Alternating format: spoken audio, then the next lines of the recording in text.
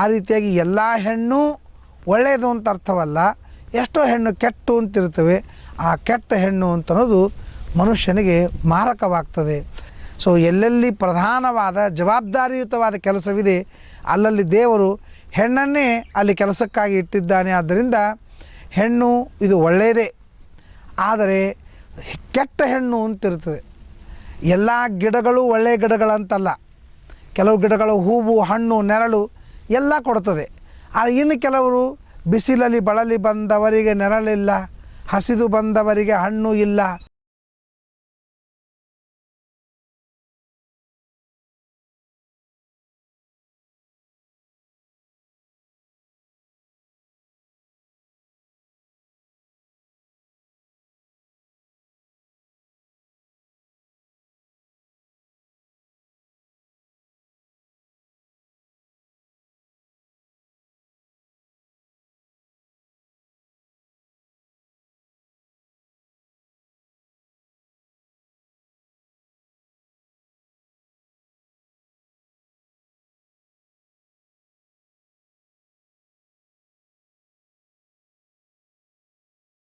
ಎಲ್ಲ ಪ್ರೇಕ್ಷಕ ವರ್ಗಕ್ಕೆ ಚಿಂತನಾ ಕಾರ್ಯಕ್ರಮದಲ್ಲಿ ಸ್ವಾಗತವನ್ನು ಬಯಸ್ತಾ ಇವತ್ತು 7ರ ಬಗ್ಗೆ ನಾವು ವಿಚಾರವನ್ನು ಮಾಡೋಣ. ಸಪ್ತಹಾತವ್ಯಾಹ ಅಂತಂತಾರೆ, 7 ಬಿಡಬೇಕು ಅಂತ. ಒಂದನೇದ್ದು ಸ್ತ್ರೀ ಅಂತನ್ನುವ ವಸ್ತು ಎಷ್ಟು ಕೆಟ್ಟದ್ದು ಅಂತನ್ನೋದು ಪ್ರತ್ಯೇಕವಾಗಿ ಹೇಳಬೇಕಾಗಿಲ್ಲ. ಸಾಕಷ್ಟು ಜನರು ಈ ಸ್ತ್ರೀಯಿಂದ ಹಾಳಾಗಿದ್ದಾರೆ. ರಾಮಾಯಣ ತೆಗೆದುಕೊಂಡ್ರೆ, ಮಹಾಭಾರತ ತೆಗೆದುಕೊಂಡ್ರೆ ಸ್ತ್ರೀಯಿಂದ ಹಾಳಾದದ್ದೇ ಇದೆ. ರಾವಣ ಸುಖವಾಗಿ ಇದ್ದ, ಬಂಗಾರದಂತಹ ಲಂಕ ಅಲ್ಲ, ಬಂಗಾರದ್ದೇ ಲಂಕ. ಎಷ್ಟು ಐಶ್ವರ್ಯ, ಎಷ್ಟು ಅಧಿಕಾರ, ಎಷ್ಟು ದರ್ಪ, ಎಲ್ಲರ ಜೊತೆಗೆ ಸುಖವಾಗಿದ್ದಂತಹ ರಾವಣ ಸೀತಾ ಅಂತನೂ ಒಂದು ಸ್ತ್ರೀಗೆ ವ್ಯಾಮೋಹಿತನಾಗಿ ತನ್ನ ಎಲ್ಲ ಅಧಿಕಾರವನ್ನು ಹಾಳು ಮಾಡಿಕೊಳ್ಳೋದು ಅಲ್ಲದೇ ತಾನೂ ಕೂಡ ಸತ್ತು ಹೋದ. ಇದು ಹೆಣ್ಣಿಗಾಗಿ ಮಾಡ್ತಕ್ಕಂಥದ್ದು. ಮಹಾಭಾರತದಲ್ಲಿ ನೋಡಿದರೆ ದುರ್ಯೋಧನ ತನ್ನಷ್ಟಕ್ಕೆ ತಾನು ಇರುವುದು ಬಿಟ್ಟು ದ್ರೌಪದಿಗೆ ಅವಮಾನ ಮಾಡಿ, ದ್ರೌಪದಿಯನ್ನು ತಿರಸ್ಕಾರ ಮಾಡಿ, ಪಾಂಡವರ ಸಿಟ್ಟಿಗೆ ವಿಷಯನಾಗಿ ಅವನು ಹಾಳಾದ. ಆದ್ದರಿಂದ ಈ ಹೆಣ್ಣು ಸ್ತ್ರೀ ಅಂತನ್ನೋದು ಬಹಳ ದೊಡ್ಡದಾದದ್ದು. ಚಾಣಕ್ಯನ ಕಥೆಯಲ್ಲಿ ನಾವು ಕೇಳ್ತೇವೆ, ಚಾಣಕ್ಯ ನವನಂದರನ್ನು ಸಂಹಾರ ಮಾಡಲಿಕ್ಕಾಗಿ ಅನೇಕ ಜನರಿಗೆ ಅಧಿಕಾರದ ಆಮಿಷವನ್ನು ತೋರಿಸಿದ್ದ. ನಿಮಗೆ ಅಧಿಕಾರವನ್ನು ಕೊಡ್ತೇನೆ ಅಂಥೇಳಿ. ಆದರೆ ಅವರಿಗೆ ಅಧಿಕಾರ ಕೊಡಬಾರ್ದಾಗಿತ್ತು, ದುಷ್ಟರಿದ್ದರು ಅಂತ ಅವನಿಗೆ ಗೊತ್ತಿತ್ತು. ಅದಕ್ಕೆ ಅವನು ವಿಷಕನ್ನಿಕೆಯರನ್ನು ಬಿಟ್ಟ. ಅಂದರೆ ಯಾವ ಕನ್ನಿಕೆಯರಿಗೆ ಹುಟ್ಟಿದಾಗಿನಿಂದ ಒಂದೊಂದು ಹನಿ ವಿಷ ಕುಡಿಸಿ ಅದ್ರ ಮೈಯೆಲ್ಲ ವಿಷ ಮಾಡಿರ್ತಾರೆ. ಯಾವ ರೀತಿಯಾಗಿ ಹಾವು ಕಚ್ಚಿದರೆ ಮನುಷ್ಯ ಸಾಯ್ತಾನೋ ಹಂಗೆ ಆ ಕನ್ನಿಕೆಯರು ಕಚ್ಚಿದರೆ ಸಾಯಬೇಕು ಅಂತನ್ನುವಂತಹ ಒಂದು ಕನ್ನಿಕೆಯರು ವಿಷಕನ್ನಿಕೆಯರು ಅಂತ ಹಿಂದಕಿನ ಕಾಲಕ್ಕೆ ಮಾಡ್ತಾಯಿದ್ರು. ಯಾರನ್ನು ಕೊಲ್ಲಬೇಕಾಗಿದೆ ಅವರಿಗೆ ವಿಷಕನ್ನಿಕೆಯರನ್ನು ಬಿಟ್ಟು ಕೊಲ್ತಿದ್ರು. ಆದರೆ ಅವರು ಆ ಹೆಣ್ಣಿಗೆ ಮೋಹಿತರಾಗಿ ಸತ್ತು ಹೋಗ್ಬಿಡ್ತಿದ್ರು. ಇದು ಹೆಣ್ಣಿನಿಂದ ಆಗತಕ್ಕಂತಹ ಅನಾಹುತ ಅಂತ. ಎಲ್ಲ ಹೆಣ್ಣುಗಳಿಂದ ಅನಾಹುತವಾಗ್ತದೆ ಅಂತ ಅರ್ಥವಲ್ಲ. ಯಾಕಂದರೆ ಹೆಣ್ಣು ಅಂತನ್ನೋದು ಜಗತ್ತಿನ ಕಣ್ಣು.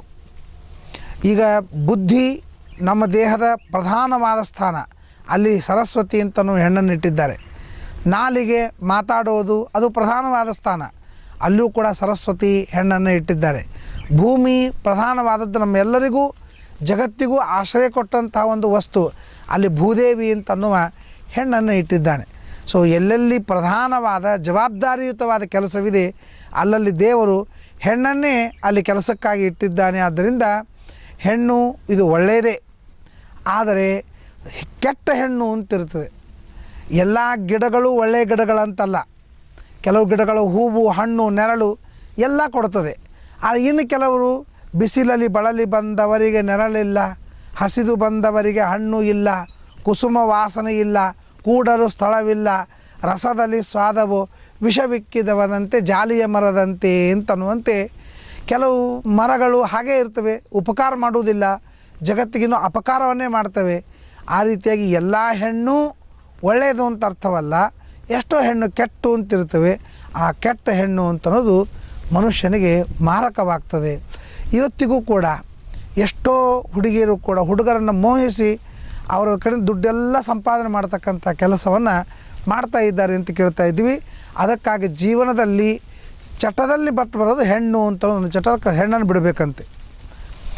ನಿಯತ್ತಾಗಿ ಒಂದು ಮದುವೆಯಾಗಿ ಒಂದು ಹೆಣ್ಣನ್ನು ಮದುವೆಯಾಗಿ ಅವಳ ಜೊತೆಗೆ ಜೀವನ ಮಾಡ್ತಾ ಇರೋದು ಬಹಳ ಶ್ರೇಷ್ಠವೇ ಹೊರತು ಕಂಡ ಹೆಣ್ಣಿಗೆ ಮೋಹಿತವಾಗೋದು ವಿಶ್ವಾಸ ಮಾಡೋದು ತಪ್ಪು ಅಂತ ಹೇಳ್ತಾರೆ.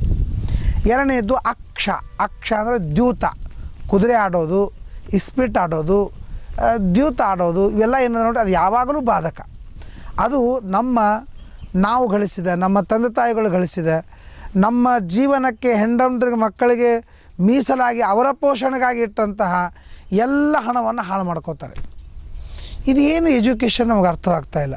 ಎಂತಹ ದೊಡ್ಡ ಎಜುಕೇಟೆಡ್ ಅಂತಾರೆ, ಎಂತಹ ದೊಡ್ಡ ಡಿಗ್ರಿಗಳನ್ನು ಕಳಿಸುತ್ತಾರೆ, ಎಂತೆಂತಹ ಕಂಪನಿಗಳಿಗೆ ಮಾರ್ಗದರ್ಶನ ಮಾಡ್ತಾರೆ. ಆದರೆ ಜೀವನದೊಳಗೆ ತಮ್ಮ ಬಗ್ಗೆನೇ ತಾನು ತಿಳ್ಕೊಳ್ಳೋದಿಲ್ಲ. ಇದೆಂತಹ ವಿಪರ್ಯಾಸ. ದ್ಯೂತವಾಡಿದರೆ, ಶೆರೆ ಕುಡಿದರೆ, ಹೆಣ್ಣಿಗೆ ಮೋಹಿತರಾದರೆ ನಿಶ್ಚಿತವಾಗಿಯೂ ಹಾಳಾಗಿದ್ದಾರೆ ಅಂತ ಅನ್ನೋದನ್ನೆಲ್ಲ ತಿಳಿದುಕೊಂಡು ಕೂಡ ಮತ್ತೆ ಆ ಕೆಲಸಕ್ಕೆ ಬೀಳ್ತಾರೆ ಅಂತಂದರೆ ಇವರು ಎಂಥ ಬುದ್ಧಿವಂತರು ಅಂತ ಆಶ್ಚರ್ಯವಾಗ್ತದೆ. ಆದ್ದರಿಂದ ದ್ಯೂತ ಅಂತನ್ನೋದು ಸರ್ವಥಾ ಅಲ್ಲ. ಅದಾದ ಮೇಲೆ ಮೃಗಯ ಅಂದರೆ ಬೇಟೆ ಆಡೋದು. ಹಿಂದಕ್ಕಿನ ಕಾಲಕ್ಕೆ ಬೇಟೆ ಆಡೋದೊಂದು ವ್ಯಾಮೋಹ. ಹಿಂಸ್ರವಾದ ಪಶುಗಳನ್ನು ಕೊಂದು ಪ್ರಜೆಗಳಿಗೆ ರಕ್ಷಣೆ ಮಾಡಬೇಕು ಅಂತನ್ನುವುದಕ್ಕಾಗಿ ಬೇಟೆ ಆಡ್ತಿದ್ರೆ ಹೊರತು ತಮ್ಮ ಆಮಿಷಗಾಗಿ ಮಾಡ್ತಿಲ್ಲ. ಅಂದರೆ ಎಲ್ಲರೂ ಒಳ್ಳೆಯದಕ್ಕಾಗಿಯೇ ಬೇಟೆ ಆಡ್ತಿರಲಿಲ್ಲ. ತಮ್ಮ ಸ್ವಾರ್ಥ, ಮಾಂಸ ತಿನ್ನಬೇಕು, ತಮ್ಮ ಚಟ ಅಂತ ತಿಳಿಸ್ಕೋಬೇಕು, ಬೇಟೆ ಆಡೋದೇ ಒಂದು ಚಟ ಅಂತ ಮಾಡಿಕೊಂಡು ಪಶುಗಳು ಹಿಂಸೆಯನ್ನು ಮಾಡ್ತಕ್ಕಂಥದ್ದನ್ನು ಮಾಡ್ತಿದ್ರು. ಸರ್ವಥಾ ಅದನ್ನು ಮಾಡಲಿಕ್ಕೆ ಹೋಗಬಾರ್ದು ಅಂತ. ಅದಾದಮೇಲೆ ಪಾನಂ, ಕುಡಿಯೋದು ಅಂತ ಅರ್ಥ. ಈ ಕುಡಿಯೋದು ಅಂತಂದು ಮಾತ್ರಕ್ಕೆ ನೀರು ಕುಡಿಯೋದು ಅಂತ ಯಾರೂ ಅರ್ಥ ಮಾಡೋಂಗಿಲ್ಲ. ಕುಡಿಯೋದು ಅಂದ್ರೆ ಅದೇ ಅರ್ಥ, ಬಾಟ್ಲಿ ಬೈ ಕಂಪ್ನಿ ಅಂತಲೇ ಅರ್ಥ. ಹಂಗೆ ಕುಡಿಯೋದನ್ನು ಸರ್ವಥಾ ಬಿಡಬೇಕು. ಎಷ್ಟು ಕಷ್ಟ. ಎಲ್ಲ ನರ ಹಾಳಾಗ್ತವೆ, ನಾಡಿಗಳ ಹಾಳಾಗ್ತವೆ, ಇಂದ್ರಿಯಗಳ ಹಾಳಾಗ್ತವೆ, ಕುಟುಂಬ ಹಾಳಾಗ್ತದೆ, ತಾನೆಲ್ಲ ಹಾಳಾಗ್ತಾನೆ, ಆದಷ್ಟು ಬೇಗನೆ ಸತ್ತು ಹೋಗ್ತಾನೆ. ಎಲ್ಲ ಗೊತ್ತಿದ್ದು ಮತ್ತು ಅದನ್ನು ಪಾನ ಮಾಡಿ, ಸುರಾಪಾನವನ್ನು ಮಾಡಿ ಕುಡಿದು ತನ್ನನ್ನು, ತನ್ನ ಕುಟುಂಬವನ್ನು, ತನ್ನ ಜೀವನವನ್ನು ಹಾಳು ಮಾಡ್ಕೊಳ್ತಾನೆ. ಅದಕ್ಕೆ ಪಾನ ಅಂತನ್ನೋದು ಯಾವಾಗಲೂ ನಿಷಿದ್ಧವಾದದ್ದು.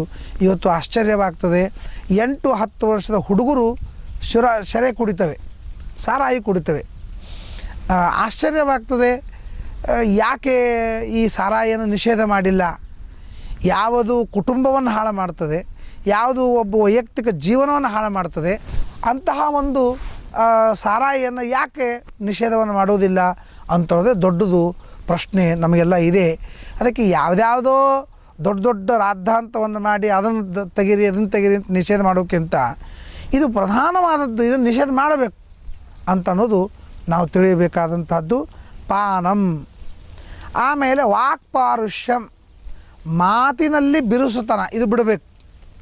ಏಳನ್ನು ಬಿಡಬೇಕು ಅಂತನ್ನುವಲ್ಲಿ ಇದನ್ನು 5ನೇದನ್ನು ಹೇಳ್ತಾರೆ ವಾಕ್ಪಾರುಷ್ಯಂ, ಬಿರುಸು ಮಾತಾಡೋದನ್ನು ಬಿಡಬೇಕು.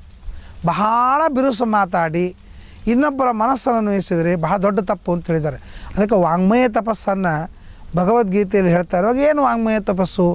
ಅನುದ್ವೇಗಕರಂ ವಾಕ್ಯಂ ಸತ್ಯಂ ಪ್ರಿಯಹಿತಂ ಚಯತ ಸ್ವಾಧ್ಯಾಯಾಭ್ಯಸನಂ ಚೈವ ವಾಂಗ್ಮಯಂ ತಪ ಉಚ್ಯತೆ.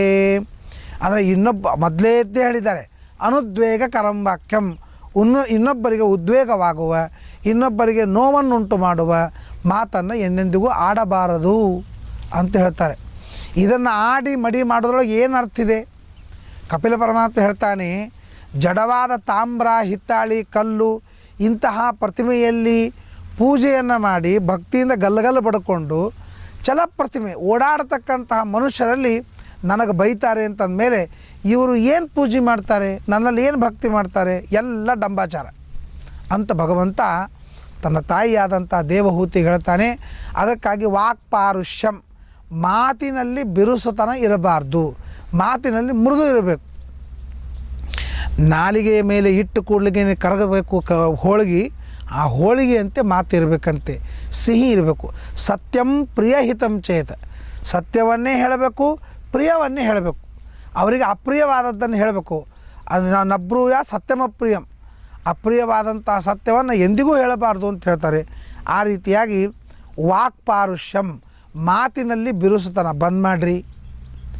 ಹಿಂದಕ್ಕೆ ನಡೀತಿತ್ತು, ಈಗ ನಡೆಯಂಗಿಲ್ಲ. ನಾವು ಬಿರುಸು ಮಾತಾಡಿದ್ರೆ ನಮ್ಮನ್ನು ಯಾರೂ ಕೇಳಂಗಿಲ್ಲ. ಒಂದಾನೊಂದು ಕಾಲಕ್ಕೆ ನಮ್ಮ ಅಧೀನದೊಳಗೆ ನಾವು ಹೊಡೀಲಿ, ಬಡೀಲಿ, ಬೈಲಿ, ಏನು ಬೇಕಾದ್ ಮಾಡಲಿ, ನಮ್ಮನ್ನು ಬಿಟ್ಟು ಹೋಗದೇ ಇದ್ದಂಗೆ ಸಮಾಜ ಇತ್ತು. ಈಗ ಹಂಗಲ್ಲ, ಎಲ್ಲ ಸಮಾಜ ಎಚ್ಚರಿಸ್ಕೊಂಡು ಬಿಟ್ಟದೆ. ಯಾವಾಗಲೂ ನನ್ನ ಅಧೀನದೊಳಗೆ ಇರಬೇಕು ಅಂತ ನಾವು ಅಪೇಕ್ಷೆ ನಾವು ಮಾಡಬಾರ್ದು. ಅದಕ್ಕಾಗಿ ವಾಕ್ಪಾರುಷ್ಯಂ, ಮನುಷ್ಯ ತಾನು ಮಾಡಿದ್ದೇ ಆಗಬೇಕು, ತಾನಂದದ್ದೇ ಆಗಬೇಕು, ತಂದೆ ನಡಿಬೇಕು ಅಂತ ಅನ್ನೋದಕ್ಕಾಗಿ ಮಾತಿನಲ್ಲಿ ಬಿರುಸುತನವನ್ನು ತರ್ತಾನೆ. ಸೊ ನಾವು ಆ ಕಾನ್ಸೆಪ್ಟೇ ತೆಗೆದುಬಿಟ್ರೆ ಮಾತಿನಲ್ಲಿ ಬಿರುಸುತನ ಬರುವ ಪ್ರಶ್ನೆಯೇ ಇಲ್ಲ.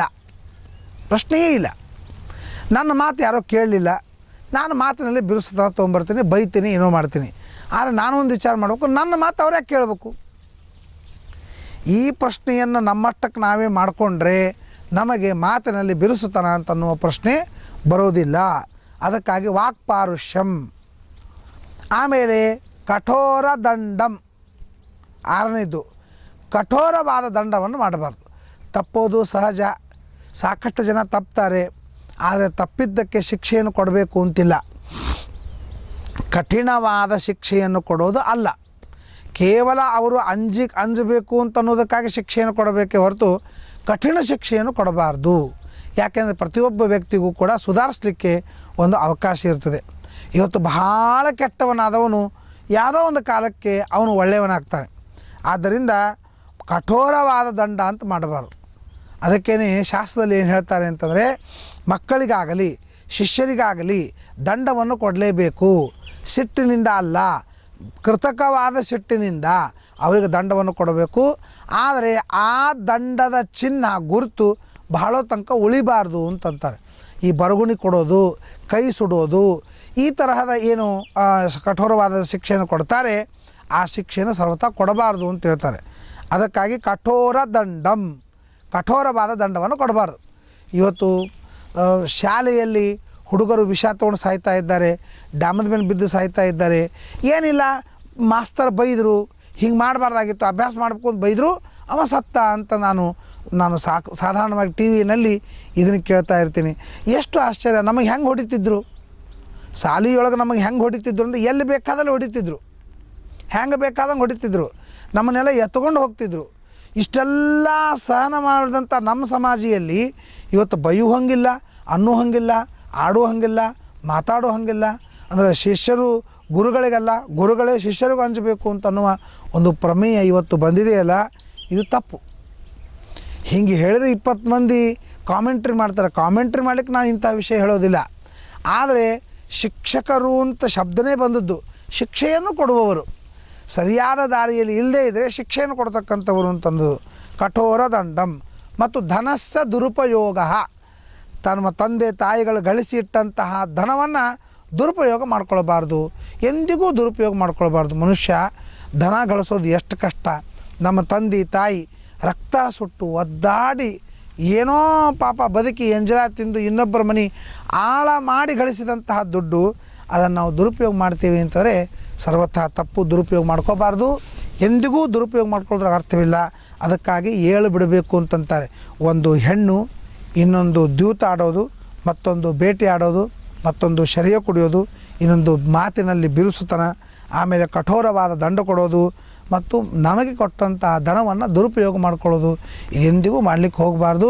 ಇದು ನಮಗೆ ಯಾವಾಗಲೂ ಬಾಧಕವಾಗ್ತದೆ, ಜೀವನಕ್ಕೆ ಮಾರಕವಾಗ್ತದೆ ಹೊರತು ತಾರಕವಾಗುವುದಿಲ್ಲ. ಈ ಏಳನ್ನು ಬಿಟ್ಟು ನೀವು ಜೀವನದಲ್ಲಿ ಸುಖವಾಗಿ ಸಂತೋಷದಿಂದ ಇರುವಂತನ್ನೋ ವಿಚಾರವನ್ನು ಮಹಾಭಾರತ ತಿಳಿಸ್ತಾ ಇದೆ. ನಮಸ್ಕಾರ.